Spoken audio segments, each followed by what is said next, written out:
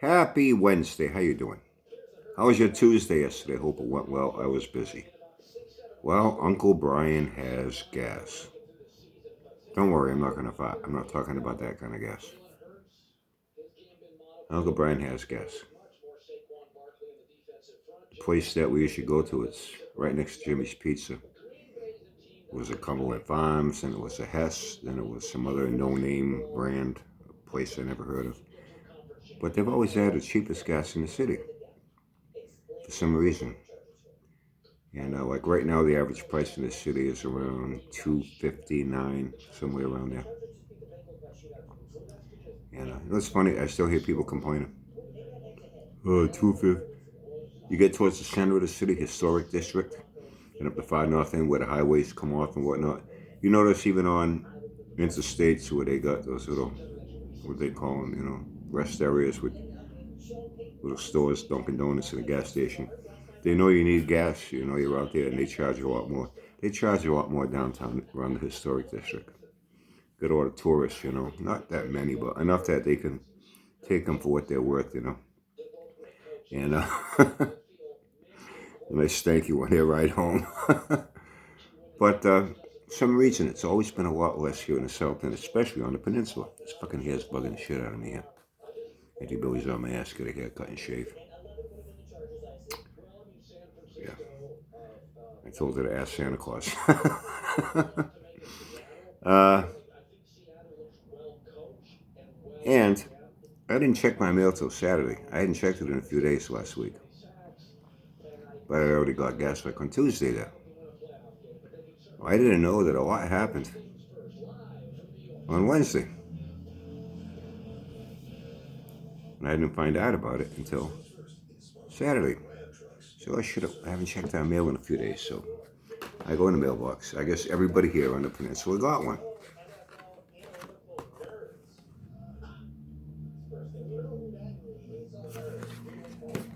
All new signage, and I remember pulling up like, golf, what the fuck, man? I was just here like Wednesday and, Tuesday, and, it was CIDADES, some name, some foreign language name. Well, the people that ran it, they looked like they were from like Guatemala or something.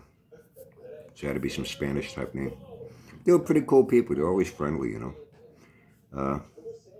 their little convenience store. Oh, and even better, check this shit out.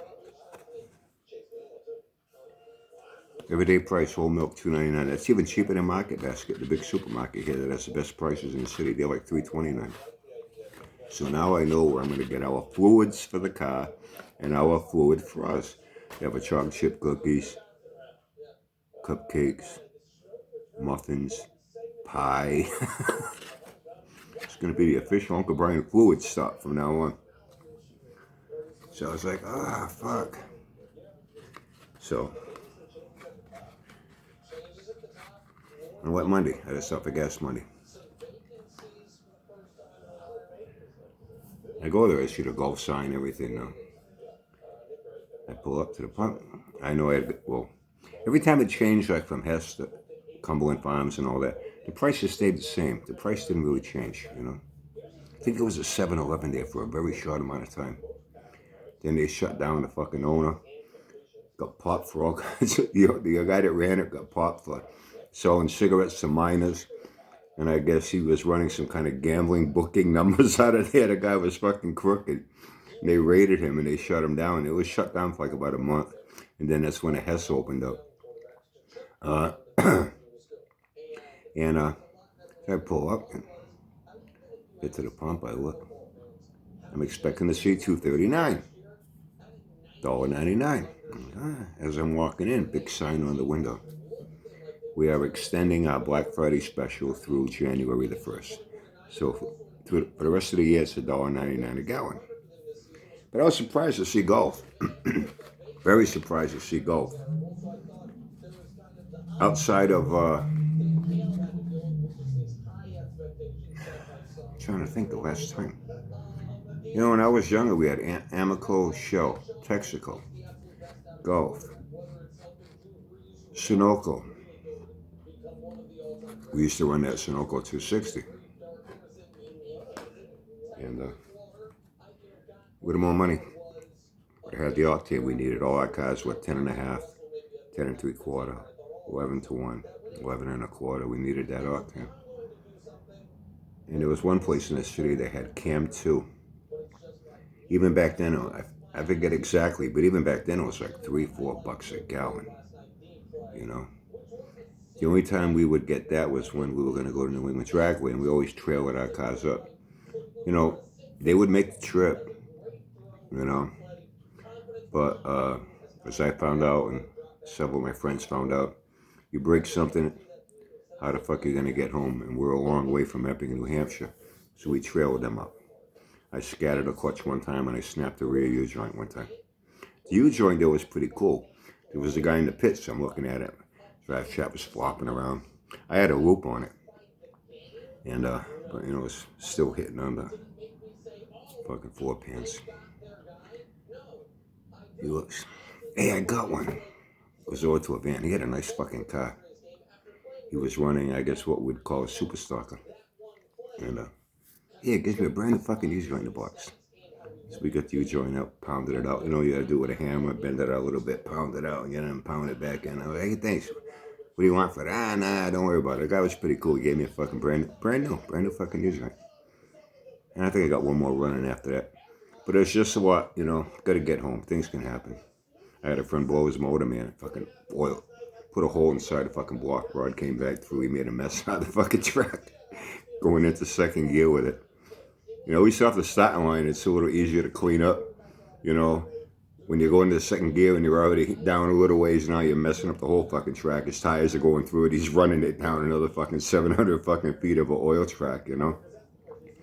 And plus it was a lot easier. We'd have our headers open, slicks on it, get it on the trailer. It's like 5 or 6 of us, like a little convoy going up. You know, it's better than you get there, you're in the pits and you gotta get under there, crack your headers, gotta jack it up, put your slicks on. You know, it was just much more convenient. And we knew we were going to get home no matter what happens. That was the main thing. We got to get him home. Oh, believe me, there's tow trucks there. There's tow trucks, man, all over the fucking place. They'll tow you home. You know, it's going to cost you. You know? An hour and a half away. Oh, yeah, quite an expensive tow bill. Anyway.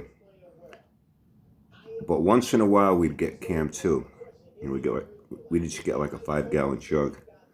And we'd plan it out. We'd run our cars out over the course of the week. We know that we're going to be leaving early Sunday morning. So we'd run out the fuel till it was almost empty. Load up the car, put a gallon in it, load up the car, wait. You know, 1 gallon weighs less than 5 gallons, right? Put a gallon in it. And you get a few runs in. You know, you get a little bit lower. The last thing I want is to get a little bit of a sputter, you know. Stopping for fuel, get a little air gap in the fuel line. Now put another gallon in. Usually we came home, we still had a gallon left. You know, I tell you, a big difference, right? Big difference. You know, 260 compared to what the most octane you were getting with premium gas was a big improvement. That Cam 2 was an even bigger improvement. But very expensive to just use every day, and we didn't need to run it around with that every day. But you know what? A lot of people don't realize when things went to unleaded fuel, it went deeper than just low octane ratings. The engine development itself changed drastically. All the earlier cars that ran on unleaded fuel did not have hardened valve seats. They didn't need it. Because that lead in the fuel, you know what lead is? You take a block of lead, you know, even though it's heavy, it feels solid. You hit it with a hammer and you can dent it and it can be kind of malleable, as it's called. Well, that lead in the fuel, it builds up a layer on the valve seat. And it works like a protective coating. So you don't damage your valve. You don't crush in that seat. It works like a little protective barrier, you know.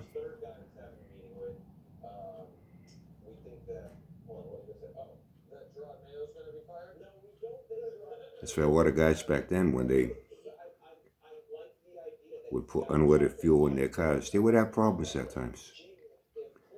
They would have some problems damaging their valves, damaging their valve seats. I know guys used to buy lead additives, and they were putting lead additives in with their fuel.